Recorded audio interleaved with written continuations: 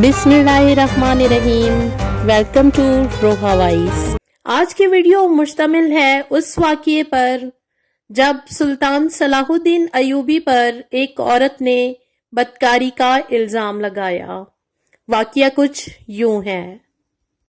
आधी रात का वक्त हो चुका था। सलाहुद्दीन अयूबी जो कि मुस्तकबिल का सुल्तान था, उस पर एक शारिया नामी लड़की ने बदकारी का इल्ज़ाम लगा दिया था। काजी इब्ने अरसून जो कि सुल्तान सलाहुद्दीन अयूबी का उस्ताद भी था, सुबह इस मुकदमे को सुनने वाला था। ये इल्ज़ाम एक आम इंसान पर नहीं बल्कि एक बासलाहियत और बाकिरदार इंसान नजमुद्दीन अयूब के बेटे सुल्तान सलाहुद्दीन अयूबी रहमतुल्लाह अलैह पर एक लड़की ने लगाया था। काजी इब्ने अरसून बहुत परेशान था कि अगर मेरे शागिर्द पर लगाया गया इल्ज़ाम सच साबित हो गया तो मेरी सारी ज़िंदगी की तालीम और दी गई तरबियत पर पानी फिर जाएगा। काजी ने वज़ू किया और जाए नमाज पर अल्लाह के हजूर सजदे में गिर गया और दुआ करने लगा, ए मेरे मालिक, तेरे बाकिरदार और नेक बंदे पर मुश्किल वक्त आ पड़ा है। तू इसको की अपनी गैबी मदद फरमा और इसकी इज़्ज़त की हिफाजत फरमा। बेशक तू ही इज़्ज़त देने वाला और तू ही ज़िल्लत देने वाला है। मेरा दिल नहीं मानता कि सुल्तान सलाहुद्दीन अयूबी किसी की तरफ बुरी नज़र भी उठाकर देखें, लेकिन दूसरी तरफ शारिया नामी लड़की पूरे वसूख से सुल्तान सलाहुद्दीन अयूबी पर इतना बड़ा इल्ज़ाम लगा रही थी।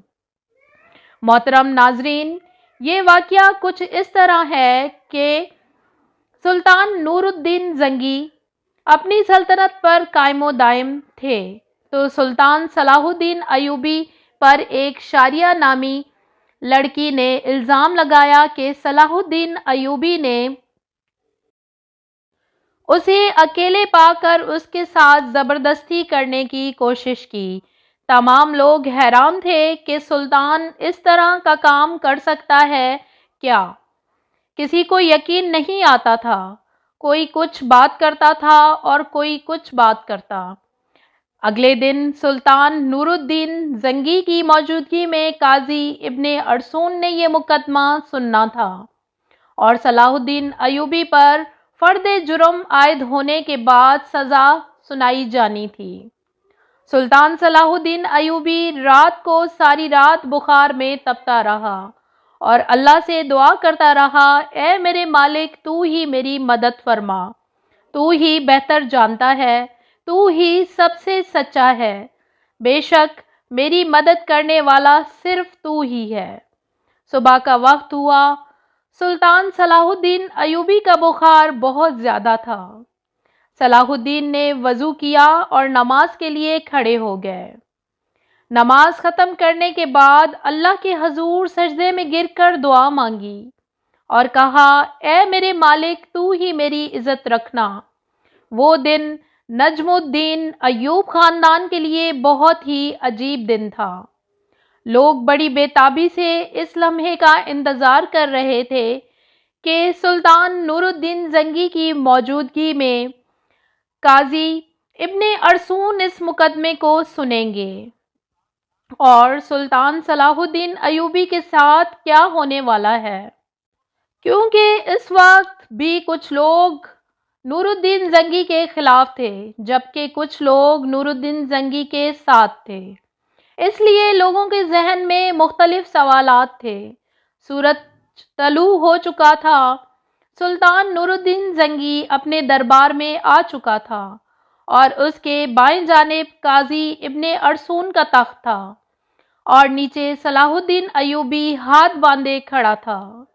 थोड़ी देर के बाद काजी ने फर्द जुर्म पढ़कर सुनाया और फर्द जुर्म पढ़ने के बाद काजी सुल्तान सलाहुद्दीन अयूबी से मुखातिब हुआ और कहा कि तुम्हें अपनी सफाई में बोलने का पूरा पूरा हक है। काजी की बात ख़त्म होते ही सुल्तान सलाहुद्दीन अयूबी रहमतुल्लाह अलैह ने काजी से मुखातिब होते हुए कहा, काजी साहब, जिस लड़की को मैंने देखा तक नहीं, उसके साथ कुछ बुरा करने के बारे में मैं सोच भी कैसे सकता हूँ। ये सुनते ही काजी साहब ने हुक्म दिया कि शारिया नामी लड़की को हाजिर किया जाए। जब वो लड़की दरबार में हाजिर हुई तो लोगों की हैरत की इंतहा न रही, क्योंकि इस लड़की का सारा जिस्म ढांपा हुआ था और सिर्फ आंखें, वो भी बड़ी मुश्किल से दिखाई दे रही थी। सुल्तान सलाहुद्दीन अयूबी समझ नहीं पा रहा था कि जिस लड़की को मैंने देखा तक नहीं और वो मुझ पर इतना घनौना इल्ज़ाम क्यों लगा रही है। मुझसे आखिर ऐसी क्या कौन सी गलती सरजद हुई जो इस लड़की ने मुझ पर इतना बड़ा इल्ज़ाम लगा दिया। काजी अरसून सारिया नामी लड़की से मुखातिब हुआ और पूछा, बताओ सलाहुद्दीन अयूबी ने तुम्हारे साथ क्या किया। तो उस लड़की ने कहा कि मैं अपना बयान दे चुकी हूँ। मज़ीद ऐसी बातें करके मैं अपनी मज़ीद इज़्ज़त ख्वार नहीं करवा सकती। बुखार बहुत ज़्यादा होने की वजह से सलाहुद्दीन का चेहरा जर्द हो चुका था और हाथ कांप रहे थे। ज़ुबान पर भी लर्ज़ा तारी था। देखकर मजमुए को ये लग रहा था कि सलाहुद्दीन अयूबी बेकसूर नहीं है। सुल्तान नूरुद्दीन जंगी बड़े गौर से ये सारा मंजर देख रहा था। पूरे दरबार में सन्नाटा छा गया। लोग बड़े गौर से सलाहुद्दीन अयूबी और इस लड़की की बातों को सुन रहे थे। सुल्तान सलाहुद्दीन अयूबी ने इस लड़की से कहा कि क्या तुम्हें अपने रब से डर नहीं लगता कि तुम एक बेकसूर इंसान पर इतना बड़ा इल्ज़ाम लगा रही हो। लोग समझ रहे थे कि सुल्तान नूरुद्दीन जंगी का भतीजा होने की वजह से सलाहुद्दीन अयूबी अगर मुजरिम करार भी दे दिया गया तो सज़ा से बच जाएगा। सुल्तान सलाहुद्दीन अयूबी ने काजी से कहा कि जब हम किसी भी मसले का हल नहीं निकाल पाते तो हम फिर अपने अल्लाह की तरफ रजू करते हैं, और मैं भी इस लड़की को कहता हूँ कि अगर ये अल्लाह को हाजिर नाजिर जानकर अल्लाह की कसम खाकर ये कह दे कि इसका इल्ज़ाम सच्चा है तो मैं वो भी गुनाह कबूल कर लूँगा जो मुझसे सरजद भी नहीं हुआ। ये सुनते ही वो लड़की सलाहुद्दीन अयूबी को बागौर देखने लगी और सुल्तान सलाहुद्दीन अयूबी की ये हालत समझ चुकी थी। थोड़ी देर बगौर बखूबी देखने के बाद लड़की चीख चीख कर रोने लगी और कहा, मैं तमाम मजमे के सामने अल्लाह को हाजिर नाजिर करके कहती हूँ कि सुल्तान सलाहुद्दीन अयूबी बेकसूर है, सारा गुनाह मेरा है। ये सुनकर सारा मजमा हैरान हो गया और इस लड़की के चंद अल्फाज ने मुकदमे को उलट कर दिया। इतने में सुल्तान नूरुद्दीन जंगी दश से अपनी कुर्सी उठा और इस लड़की को कहा कि क्या तुम्हें पता है कि इल्ज़ाम तराशी की तुम्हें कितनी बड़ी सज़ा मिल सकती है। तो उसने कहा, हाँ मुझे मालूम है कि इसकी मुझे इतनी बड़ी सज़ा मिलेगी। इसके बाद काजी ने शारिया से कहा कि आखिर ऐसी क्या वजह थी कि तुम सलाहुद्दीन अयूबी पर इतना घनौना इल्ज़ाम लगा रही थी। तो लड़की ने अपनी आंखें झुका लीं, लेकिन जब सुल्तान नूरुद्दीन जंगी रहमतुल्लाह अलैह ने लड़की की तरफ देखा तो उसने कहा, ऐ मेरे सुल्तान, मैं जानती हूँ कि मुझसे बहुत बड़ा गुनाह हो गया है, शायद इसकी तलाफ़ी भी नामुमकिन है, क्योंकि जो दाग सलाहुद्दीन अयूबी के किरदार पर लगा वो शायद मैं चाहते हुए भी ना मिटा सकूं, लेकिन सब काम करने के लिए मुझे मजबूर किया गया था।